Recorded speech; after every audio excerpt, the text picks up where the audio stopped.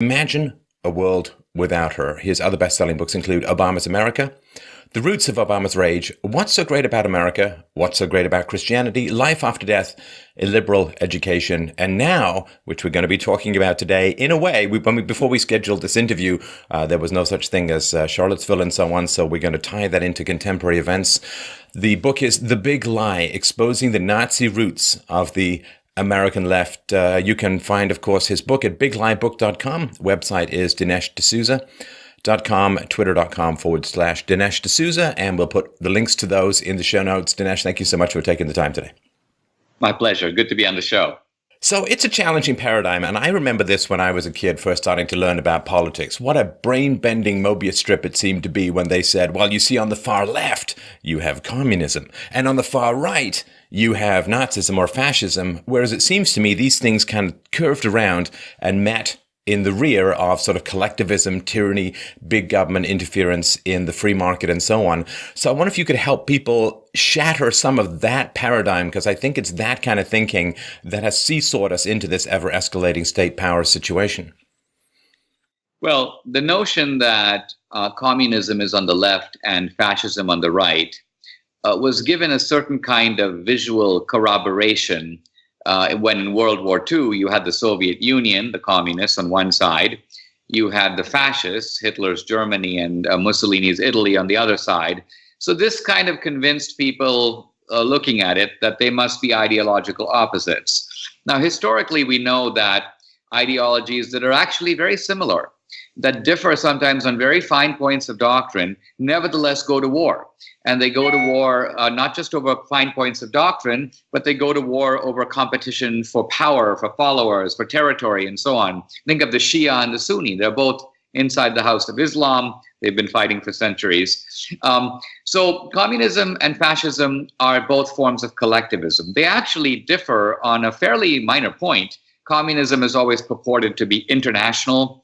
Fascism is essentially National Socialism. That was actually the name of Hitler's party, the National Socialist German Workers' Party. So yes, if you drew a spectrum, I would put on the left side of it communism, fascism, progressivism, socialism. On the right side of the spectrum, I would put people who believe in individual rights, limited government. So if you think of a, quote, right-wing extremist, that would be someone who is so extreme in their commitment to individual liberty that they want the government to be so small as to be virtually non-existent. I envision a guy running up and down the street, uprooting stop signs. He doesn't want the government to do even that. That's a real right-wing extremist. Right.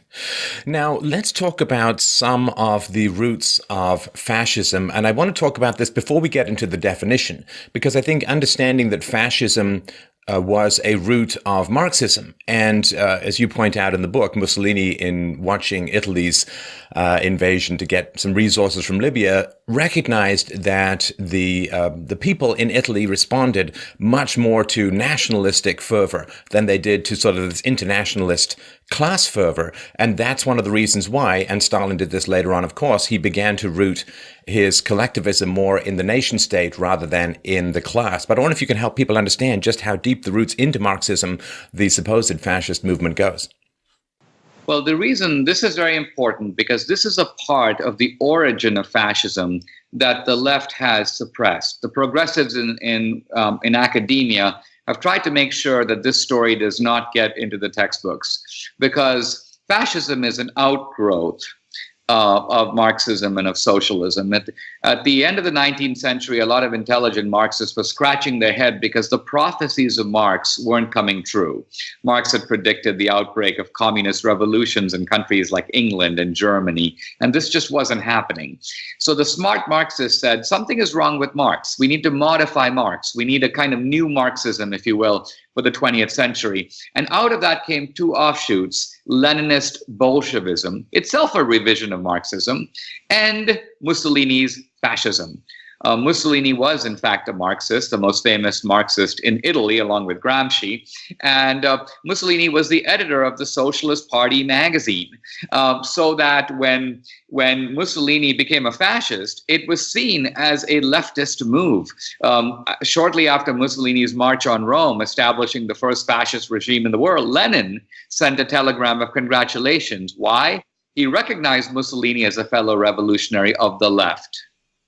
Well, and the relationships between all of the tyrants, it's to me sort of like the relationships between mafia bosses or sort of criminal syndicate bosses. Sometimes they'll be in alliance, sometimes they'll be viciously opposed, but they fundamentally share the same worldview and also share the common enemy, which is the police. And I wonder if you could help people understand the sort of interweaving of positive feelings and relationships between people like FDR and Mussolini and Hitler and so on, because that is one of the great blows to the historical narrative that shows up in your book. Yes, most of this historical narrative, it should be emphasized, is not known in America, even by educated people.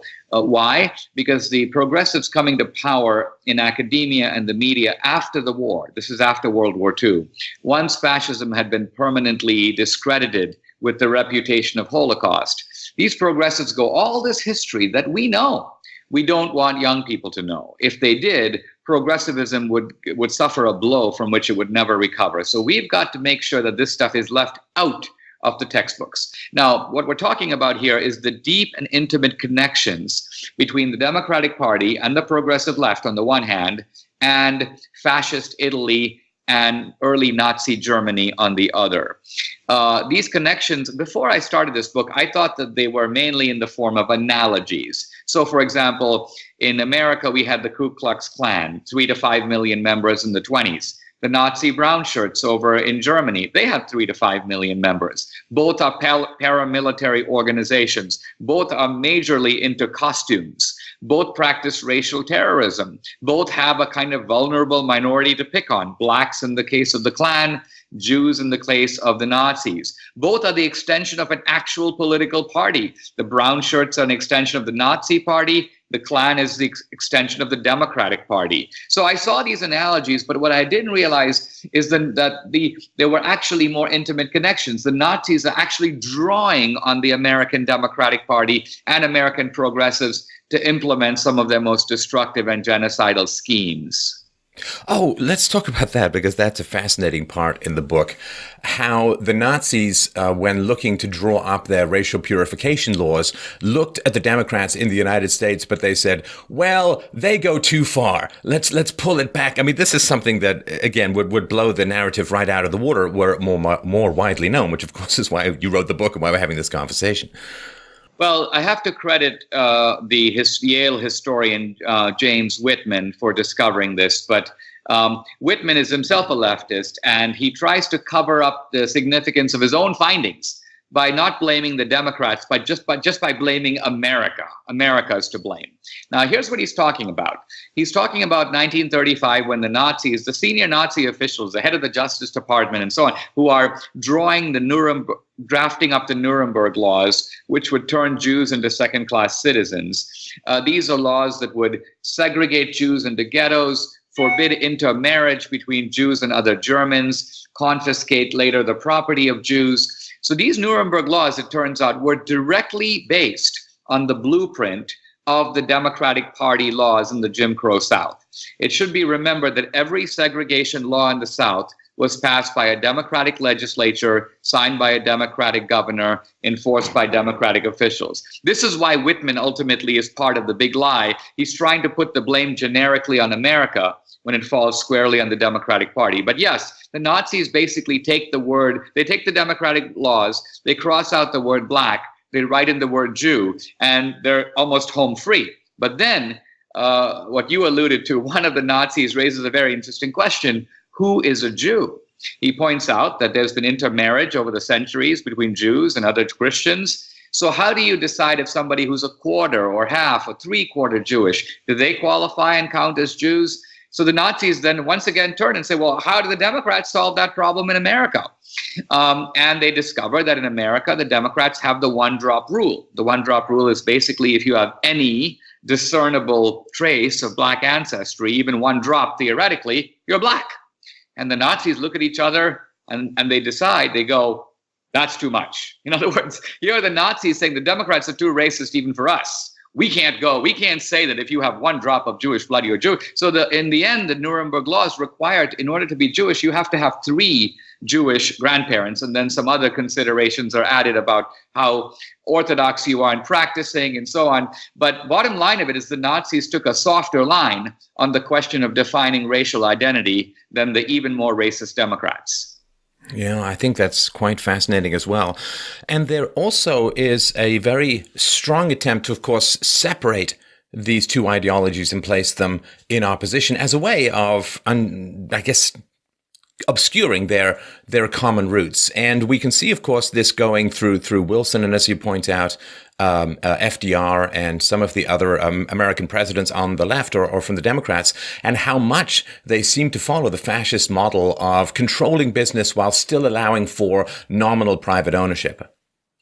Yeah, some of the people, watching this program might say, well, Dinesh, this is very damning information indeed, but we're arguing about history, and I think for young people, ancient history.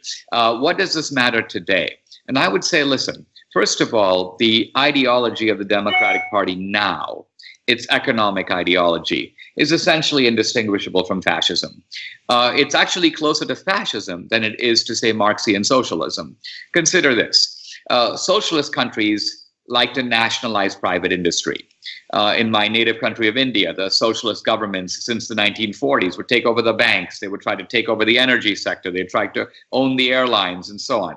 Now, in America, we don't have that. Even under Obama, look at Obamacare. We have private hospitals. We have private health insurance companies, but the government tells them what to do. The government sets the prices. The government decides who's eligible. So we have state-directed capitalism. We've seen that in the banking sector, in investment houses. We've seen it in the energy sector. So this state-directed capitalism much more closely approximates classical fascism than it does classical socialism. Well, and one of the things it does is it provides a wonderful scapegoat. One of the problems with communism, among its many moral problems, is the problem that if the state owns the means of productions, then of course the state is terrible at producing things. And the state then gets blamed. But if you have this sort of category of people who nominally own the businesses, when the businesses fail to produce, the government can say, well, it's these terrible businessmen, they're to blame and so on. So it actually creates a scapegoat for the inefficiencies of state control that serves the powers that be quite a bit. And to look at it another way, Mussolini recognized that the state doesn't know how to do these things. So essentially he said, listen, we'll let the private sector make stuff, but then we've got to make sure that private industry, just like private individuals, that their lives are at the service of the state. I mean, Mussolini is a very interesting figure because he's the founder of modern fascism, much more so than Hitler. Hitler rarely called himself a fascist. You can read Mein Kampf and the word fascist almost never appears. Mussolini established the first fascist regime in the world more than a decade before Hitler came to power. So Mussolini says fascism is everything is in the state and nothing is outside the state. You can almost look at the state as a kind of living organism, a living creature, and each individual is a cell within the organism. So our lives and our rights don't matter except to the degree that we serve the state. Well, hey, does that sound like the platform of the Republican Party or the platform of the Democratic Party? Quite right. Now let's talk about Wilson, because this is something that you go into in the book. He's considered to be quite a hero by people who love to read speeches rather than look at what actually happened. National self-determination and global democracy. This is what he talked about. And then they imposed this brutal peace on Germany after the First World War, the Treaty of Versailles, which, I think it's a very strong case to be made, led directly to World War II. But what people don't understand is how he revived the KKK, and he also segregated since the end of the Civil War, the federal government had been desegregated. He resegregated it, and people have a tough time. Well, there was this odd quirk in his personality that he just happened to be a seemingly virulent racist, but it's all over whatever he does. And again, the scrub from history. I love the way that these progressive historians treat this material. They'll say, oh, They're scratching their heads over why Wilson would screen a pro-Ku Klux Klan movie in the White House. The historian Ira Katz-Nelson of Columbia writes a whole book called Fear Itself. He goes, it's extremely puzzling that FDR cut a deal with the Democratic racists to block anti-lynching legislation and exclude blacks from New Deal programs. Recently it's come out that young JFK went to Nazi Germany in the 1930s, comes back effusive with praise of Hitler. Even as late as 1945, JFK is calling Hitler, quote, a legend. Now, again, we're very puzzled that the sainted JFK would say this. And so this sort of cognitive dissonance is intended to distance these people and the horrendous actions that they got involved in. Look, Roosevelt tries to pack the court. He wants to add unilaterally 6 new members to the Supreme Court to completely ruin the independence of the judiciary. And so the historians kind of wittily have described this as the switch in time that saved 9, as if this little funny proverb disguises the fact that the Supreme Court essentially declared its non-independence, essentially put itself into subservience to FDR to avoid the court-packing scheme. An absolute fascist move by FDR, but covered up by progressive historians as though it was a funny little move by FDR that happily brought the court into harmony with FDR's marvelous programs.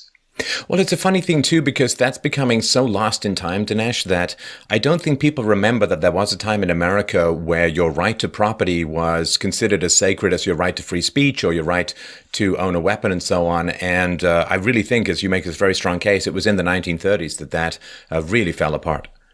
I think it's interesting that we keep hearing now how the two parties supposedly switched places, that the Republican Party in a sense, became the Democratic Party, and the Democratic Party became the Republican Party. And this is complete nonsense. And what I mean by that is that the core idea of the Republican Party now is identical with what it was in 1860. Let me put it this way. In defining slavery, Abraham Lincoln said that the essence of slavery was represented in the phrase, "You work, I eat."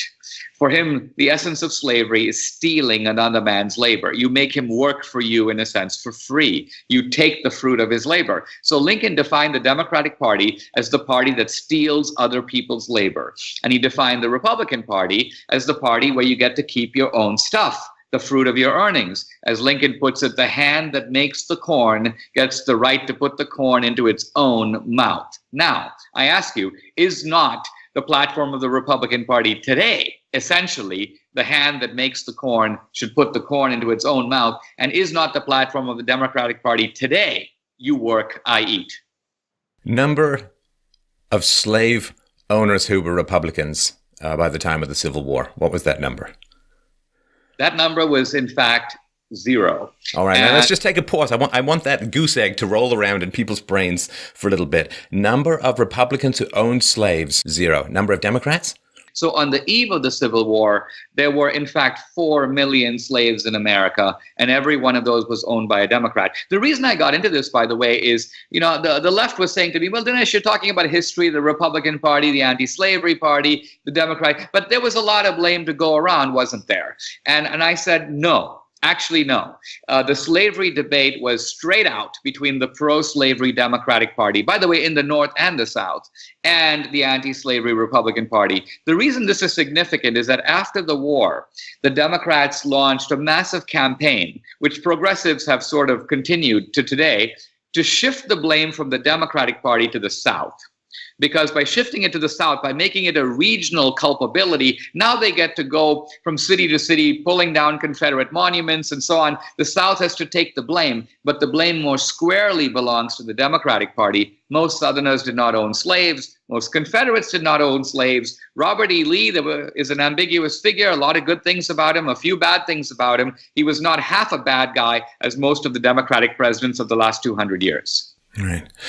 So to move forward, we're going to do a little bit of a time jump, though, so everyone grab onto your helmets. But looking at what happened in Charlottesville just a few days ago. A lot of people see this violence erupting out of nowhere. It seems like, where are all these people? Why are they so angry? Why are they pulling down statues? Why are they pelting people with bricks who are trying to exercise their right of free speech? Why are permits being dragged out? And why are these attacks happening? Why are there scream downs of speeches and pulling of fire alarms and so on? But there is a very robust, which is not to say logical, but a very robust intellectual framework that grows out of early Marxism and grows out of Marcuse and other people. I wonder if you can help people understand the mindset that is driving this resistance to free speech in America at the moment and around the West. Well, this is a very important issue because there's no ideology on the right. There's no ideology on the Republican side that justifies violence of any kind. And moreover, there's no presence on the right of any kind of extremism of this sort. I've been speaking at GOP, Lincoln dinners, Reagan dinners since my first book was published in 1991. My wife asked me the other day, have you ever seen a Klansman or a skinhead or a neo-Nazi at any of these events? And I said, it was pretty ridiculous. It's never happened. These people are not a presence in the Republican Party. So when the left tries to portray the neo-Nazis and so on as mainstream Republicans, they're creating an alternative universe of pure fiction. So that's the first point to note. The other thing is that on the left, Herbert Marcuse, whom you mentioned, was a refugee from Nazism. He came to America, taught, I believe, at the University of California in San Diego. He became a guru of the New Left. And he began a very ingenious mode of argument, which he published in an essay called Repressive Tolerance. Think of the Orwellian significance, repressive tolerance. Basically, what Marcuse goes is he says, we on the left, we are the tolerant people. But, very big but, he goes, we don't have to be tolerant of the intolerant. So if we can classify our opponents as intolerant, then we don't have to respect their civil rights or their First Amendment rights. We get to shut them down, shout them out, run them over, beat them up, kill them if we have to, because repressing these people is a moral and social good. The phrase that became associated with Marcuse, I don't think he invented it, but it epitomizes his writing, no free speech for fascists. And so you can literally call Marcuse the philosophical guru of the Antifa movement on the left today.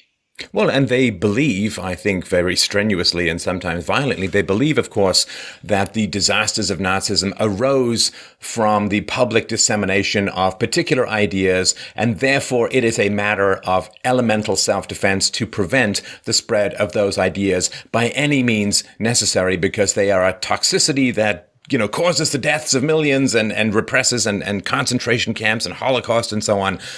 And I guess it's kind of seductive. If you're not very good at debating back, I guess you want to pick up a brick instead. Well, this is why the charge of fascism that is made against Trump and the right is not a mere insult. Some people say, well, it's just rhetorical excess. These people don't understand what they're saying. But what it's the purpose served by this accusation is to justify a whole bunch of extreme and kind of unusual measures taken by the left that would otherwise be completely inexcusable. I mean, trying to pressure electors to change their commitments, mainstream Democrats refusing to attend the inauguration, disrupting the inauguration and breaking up the festivities, sending masked thugs to campuses to drive rare conservatives who show up to chant, preventing them from speaking. Now, if we did this to Obama, the result would be absolute apoplexy, but it's considered to be warranted in the case of Trump. Why? Because the meta story is that, well, Trump is sort of like Hitler in 1933. And if we had to do some crazy stuff to get rid of that guy, think of all the carnage that would have been prevented later. So the fascism meme, if you will, is not innocent. It's serving the purpose of covering up a lot of excess extremism and sheer thuggery on the left. Let's talk a little bit about Martin Heidegger, who's one of the, when I was studying this stuff in college, I read some Heidegger and so on. And then it came to somewhat of a shock to me somewhat later when I found out that he was significantly pro-Nazi. Now, that's not the kind of thing you think would just get swept under the rug. Yet because of his involvement in developing some of this philosophy, again, he seems to have been whitewashed from any of these associations. It really is quite astounding. Yeah, now Heidegger is a genuinely profound and important thinker. Some people consider him the leading philosopher of the 20th century. I don't mean in what I'm about to say to diminish the importance of his philosophical work, but here's the important point. Heidegger has become a hero on the left. Why? Because he is an enemy of technological capitalism. He hated America. He was an apostle of a kind of deep environmentalism that saw the earth, in a sense, as having its own claims. He was an anti-humanist, if I can put it that way. And so the left loves Heidegger. And so when the revelations came out that not only was Heidegger a member of the Nazi Party, he tried to implement Nazi intolerance through the universities, but he was also a lifelong anti-Semite. He remained an anti-Semite long after World War II. The left has tried to cover up for Heidegger. What they've said is that, well, he might have been that way, but that does not contaminate his political ideology, and we should continue to be able to draw on it. This stuff is really important because we see how the anti-fascist party today, the left, itself has fascist roots. Another good example of this, besides Heidegger, George Soros. George Soros, who purports to be an anti-fascist, funds a bunch of these anti-fascist groups, calls his society, his philanthropic group, the Open Society Foundation. When Soros was a young man in Hungary, Hitler-controlled Hungary, he and a bunch of other guys were going through Jewish neighborhoods, confiscating Jewish property and turning it over to the Nazi-run regime. Soros was confronted about this by Steve Croft of CBS News a few years ago. And not only did he admit it, but he said he had no regrets. He didn't feel an ounce of guilt about it. And he goes, well, that stuff was happening anyway. So if I took advantage of it, it's no different than me taking advantage of market opportunities today. So this is the deep amoralism that drives people like Soros. Behind their anti-Nazism is, well, a streak of Nazism. You also, I think, unpack something that I've noticed. I think everybody who debates in the world these issues has noticed, which is this really annoying tendency that the left has to psychologize people rather than address their arguments. You know, it's like, oh, well, you know, white people it's a white lash. They're just angry that they're losing power and they're lashing out. Or, you know, if you criticize feminism, it's because you can't get laid. Like, it's all just really goofy stuff and very much not an argument. But you sort of point out this Adorno's F-scale, or this idea of how you can explain how somebody might become a tyrant, and it has zero political considerations whatsoever, but really delves into sort of deep, dark Freudian, unprovable base of the brain stuff. I want to even help people unpack how the left ended up with this magic wand of psychologizing to make arguments go away. Well, Adorno was a leading member of the group called the Frankfurt School. And the Frankfurt School, many of them refugees from Nazism, many of them Jewish, and many of them also Marxist. So two of the leading members of the Frankfurt School, Herbert Marcuse, whom we've mentioned earlier, and Theodor Adorno, come to the United States. And they're trying to market their standard variety of Marxism, but nobody really is interested. It's the era after World War II. And then these two guys get a sort of a brainwave. They go, we've just come from Nazi Germany, so we can pass ourselves off as the world's experts on fascism. Whatever we say fascism is, most people are going to believe that's what it is, because there was a lot of confusion in America about the true ideological content of fascism and what would make, for example, Germany stick with Hitler for so long. What explained the roots of German attachment to this strange man? So Adorno basically decides that he's going to be the guru of anti-fascist education in the United States. And he develops an F scale, F standing for fascism. And you basically fill out a questionnaire and it determines if you have fascistic tendencies. Now, the thing that makes it today, I think in retrospect, somewhat amusing, is Adorno could have solved that problem by asking a simple question.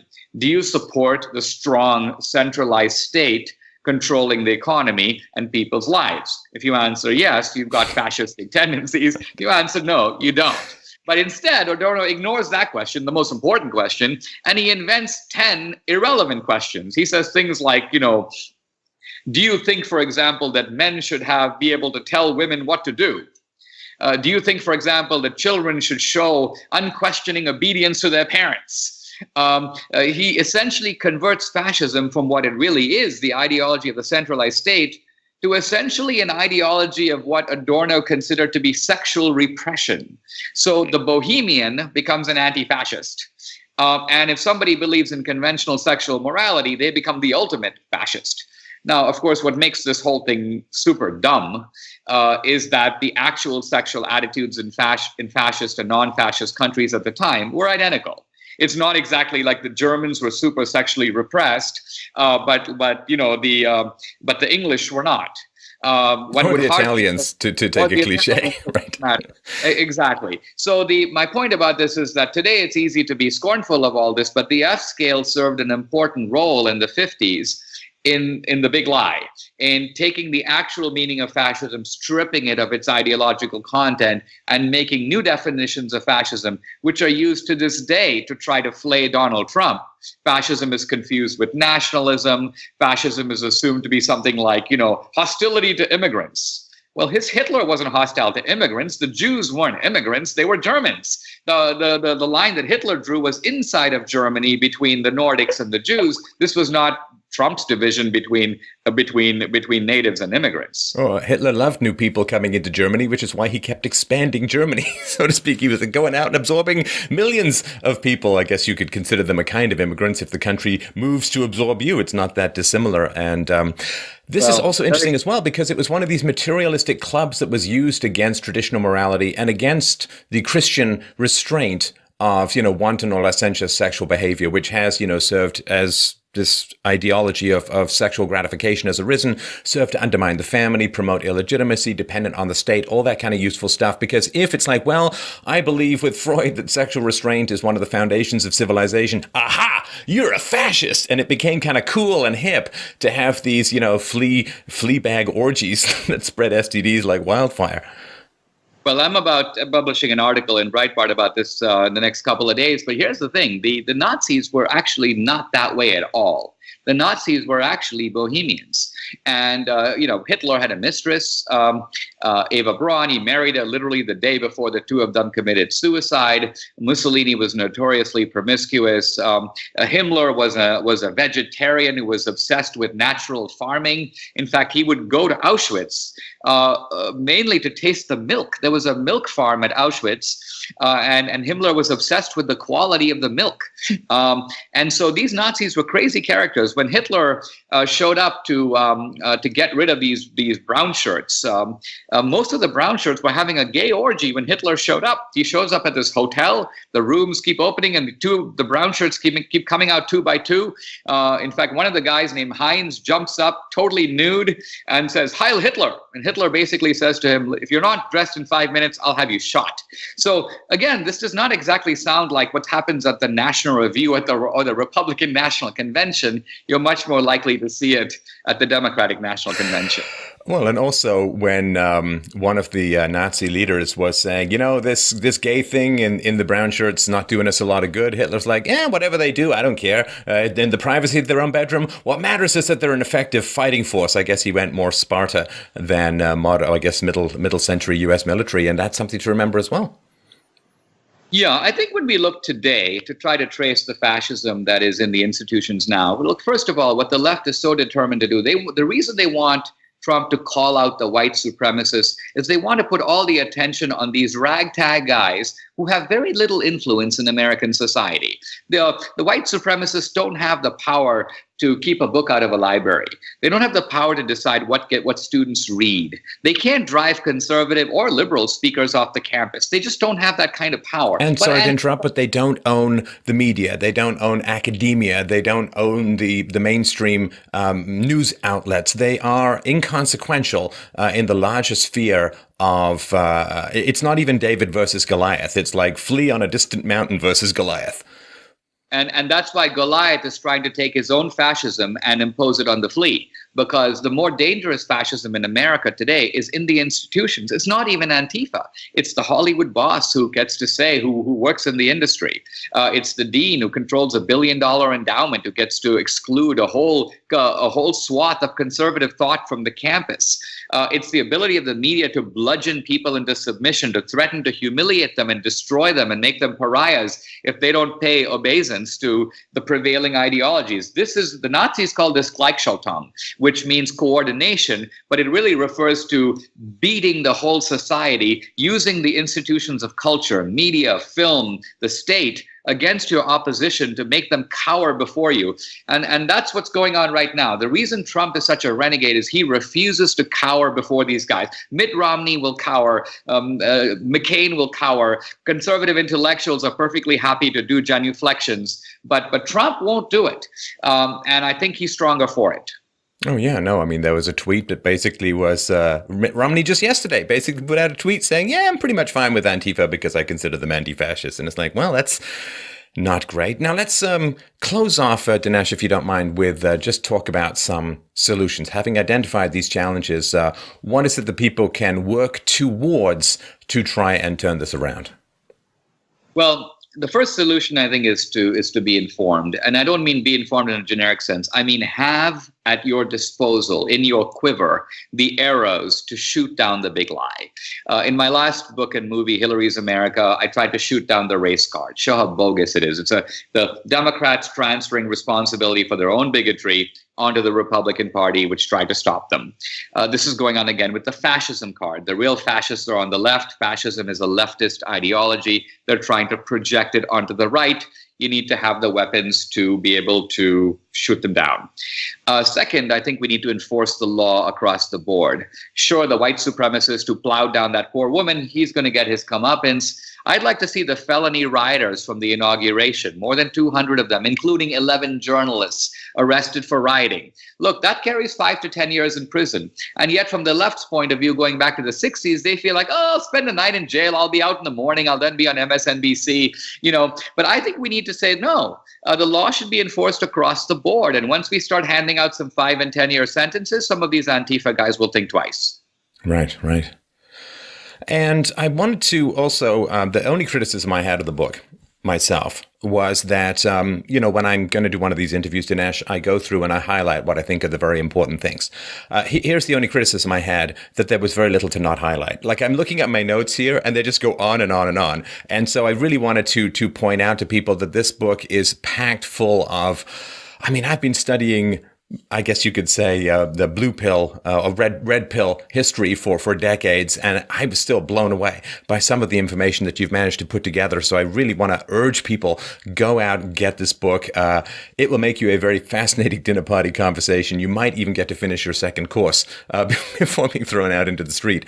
And I really want to remind people, the book is BigLieBook.com, the website, DineshD'Souza.com, Twitter.com/Dinesh D'Souza, and check out Dinesh's books and movies. They're fascinating, and it is like being re-gifted truth after a century of lies. So I really want to thank you for taking the time to get today, and I hope we get to talk again soon. I look forward to it. This has been great.